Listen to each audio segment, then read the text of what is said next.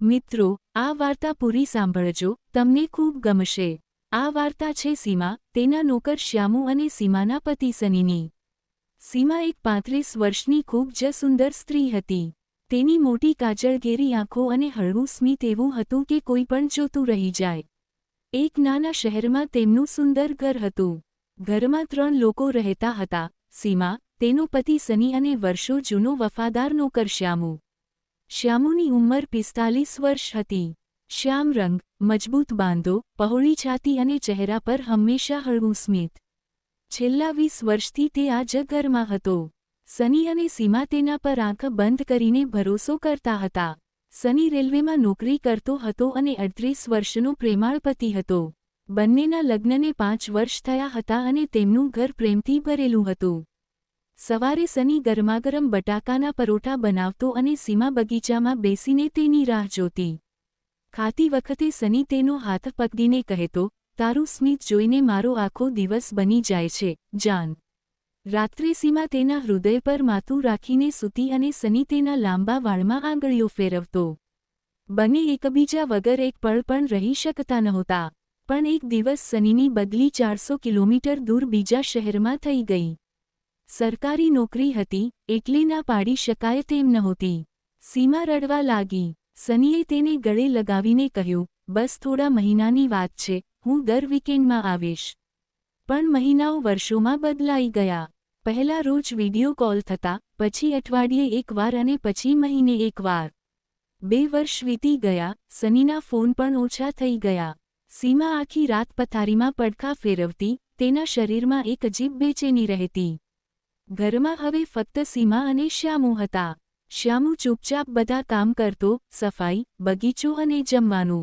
તેનો પરસેવાથી લથબથ દેહ, પહોળી પીઠ અને મજબૂત હાથ. સીમાની નજર હવે અજાણતા જ તેના પર અટકી જતી. એક બપોરે સીમા બાલ્કનીમાં ઊભી હતી. શ્યામુ બગીચામાં છોડને પાણી પાઈ રહ્યો હતો.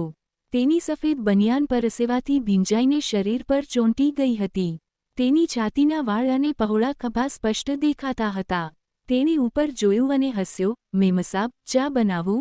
સીમાનો શ્વાસ અટકી ગયો, તેણે હળવેથી માથું હલાવ્યું. ધીરે ધીરે વાતો વધી. સવારે શ્યામુ રસોડામાં શાક સુધારતો ત્યારે સીમા તેની પાસે આવીને ઊભી રહી જતી અને કહેતી, "શ્યામુ, તારી આંગળીઓ કેટલી ઝડપથી ચાલે છે." એક દિવસ સીમાનો હાથ ચપ્પુથી કપાઈ ગયો. શ્યામુએ તરત જ તેની આંગળી પકડીને મોઢામાં મૂકી અને લોહી સાફ કર્યું. પછી કહ્યું, "જુઓ મેમસાબ, આ રીતે પકડવાનું છે." એ ગરમ સ્પર્શ સીમાના આખા શરીરમાં આગ લગાડી ગયો.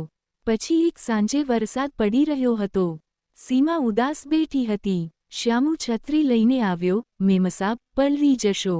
સીમાએ તેનો હાથ પકડીને અંદર ખેંચ્યો. "અંદર આવને શ્યામુ, થોડીવાર મારી પાસે બેસ." બંને સોફા પર બેઠા. સીમાની સાડીનો પાલવ સરકી ગયો, તેનો ગોરો ખભો દેખાવા લાગ્યો.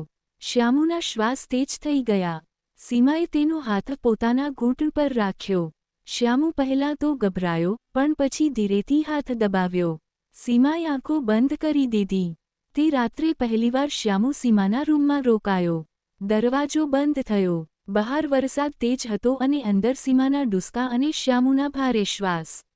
શ્યામુએ સીમાને તેડીને પથારી પર સૂવડાવી. 20 વર્ષથી દબાયેલી ભૂખ બંનેમાં એકસાથે ફૂટી નીકળી. શ્યામુનું મજબૂત શરીર જ્યારે સીમાના ગોરા દેહને મળ્યું, ત્યારે સીમા ચીસ પાડી ઉઠી અને પછી તેને ગળે લગાવીને રડવા લાગી, "શ્યામુ, મને તારી બનાવી લે, પૂરી રીતે." ત્યારબાદ દર રાત્રે એ જ રૂમ અને એ જ પથારી. શ્યામુ હવે નોકર નહીં, પણ સીમાનો મર્દ હતો. સવારે તે બેડ ટી લાવતો, સીમા ચાદર ઓઢીને હસતી. શ્યામુ તેના મંગળસૂત્રને ચૂમીને કહેતો, "હવે આ મારું છે." 4 વર્ષ પછી સીમાને ઉલટીઓ થવા લાગી. તેણે શ્યામુનો હાથ પોતાના પેટ પર રાખ્યો અને કહ્યું, "આપણું બાળક આવી રહ્યું છે." શ્યામુ રડી પડ્યો. તેણે સીમાને તેડી લીધી અને આખા ઘરમાં ફેરવી. 9 મહિના પછી દીકરો જન્મ્યો, સૂરજ. શ્યામુએ બાળકને ખોળામાં લીધું ત્યારે તેની આંખો ભરાઈ આવી. "આ મારો વંશ છે, મારો પોતાનો." બરાબર તે જ સમયે સનીનો ફોન આવ્યો, "સીમા, હું કાયમ માટે પાછો આવી રહ્યો છું." સીમા હસી અને બોલી, "હવે બહુ મોડું થઈ ગયું છે સની. મેં શ્યામુ સાથે 7 ફેરા લઈ લીધા છે. અમારો દીકરો પણ છે." તું તારી બીજી પત્ની સાથે ખુશ રહે. ફોન કપાઈ ગયો. સાંજે બગીચામાં સીમા, શ્યામુ અને સૂરજ બેઠા હતા. સૂરજ શ્યામુના ખોળામાં હસી રહ્યો હતો. સીમાએ શ્યામુના ખભા પર માથું રાખ્યું અને ધીરેથી કહ્યું, તે મને એ સુકૂન આપ્યું જે માટે હું 5 વર્ષથી તડપતી હતી. શ્યામુએ તેનો હાથ ચૂમ્યો અને કહ્યું, અને તે મને એ ઘર, એ સ્ત્રી અને એ સંતાન આપ્યું જે મેં ક્યારેય સપનામાં પણ નહોતું વિચાર્યું. ત્રણેય હસવા લાગ્યા. સૂરજે પોતાના નાના હાથોથી બંનેના ચહેરા સ્પર્શ્યા. ઘરમાં ફરીથી ખુશીઓ પાછી ફરી.